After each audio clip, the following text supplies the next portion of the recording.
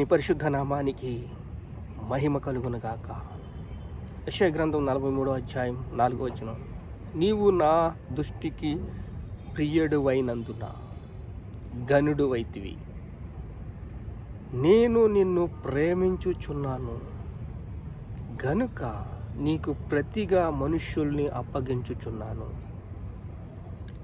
నీకు ప్రతిగా మనుషుల్ని అప్పగించుకున్నాను. నీవు నా దృష్టికి ప్రియుడువైనందున ఘనుడువైతివి. దేవుడు ఎంత చక్కగా మనల్ని వర్ణిస్తున్నాడు చూడండి, మనల్ని ప్రేమిస్తున్నాడు చూడండి. నీకేం కావాలి? నీకు ప్రతిగా నేను మనుష్యులని అప్పగించుచున్నాను. పేతురు, ఈ రోజు నుంచి నువ్వు మనుషులు పట్టి జాలిరుగా నువ్వు ఉంటావు. యుద్ధం మనం చెయ్యాలి. యుద్ధం చేస్తే యేసుక్రీస్తు తల ఎత్తుకుంటాడు, యుద్ధంలో ఓడిపోతే తల దించుకుంటాడు. కానీ శత్రు బలం అంతటి మీద మనకు అధికారం ఇచ్చాడు. మనం యుద్ధం చెయ్యాలి, పోరాడాలి.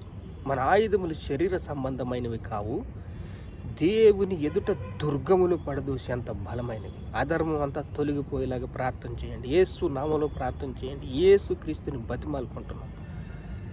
కానీ యేసుక్రీస్తుని బతిమాలుకుంటున్నాం. బతిమాలటం కాదు, వాక్యాన్ని ముందర పెట్టు, ప్రార్థనలో గోజాడు, యుద్ధంలో జయిస్తాం. జయించు అని నాతో కూడా నేను అతనితో భోజనం చేస్తాను, నా సింహాసనం మీద కూర్చోబెడతానని దేవుడు చెప్పాడు. ఆత్మల రక్షణ కొరకు అవసరమైంది అంతా కూడా మనకి దేవుడు చేసేసాడు.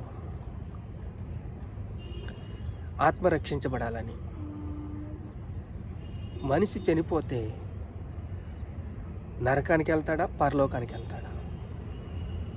యేసు నామంలో నువ్వు బాప్తిసం తీసుకుంటే పరలోకానికి వెళ్తావు.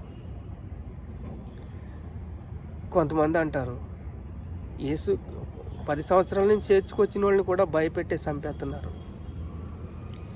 అసలు నమ్మాలా వద్దా? యేసుని నమ్మాలా వద్దా? సరే, నేను విమర్శించటం లేదు. నోటుని కాపాడుకోవాలి. నోరు శుద్ధిగా లేకపోతే ఆ నోరు ఒక్క అగ్గిపుల్ల అడివంతా తగలేసినట్టు. మన అమెరికాని తగలేసేసిందండి. నోరు బాగుండాలి. పేతురు రాసిన పత్రికలో ఉంటుంది, మంచి దినములు చూడుగోరువాడు తన నోటిని కాపాడుకోవాలని. చూడండి, సోమరి అయిన చెడ్డదాసుడా ఉండొద్దు.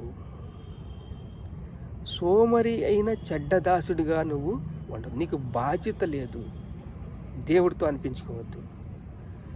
నీవు నా దృష్టికి ప్రియుడువైనందున ఘనుడువైతివి.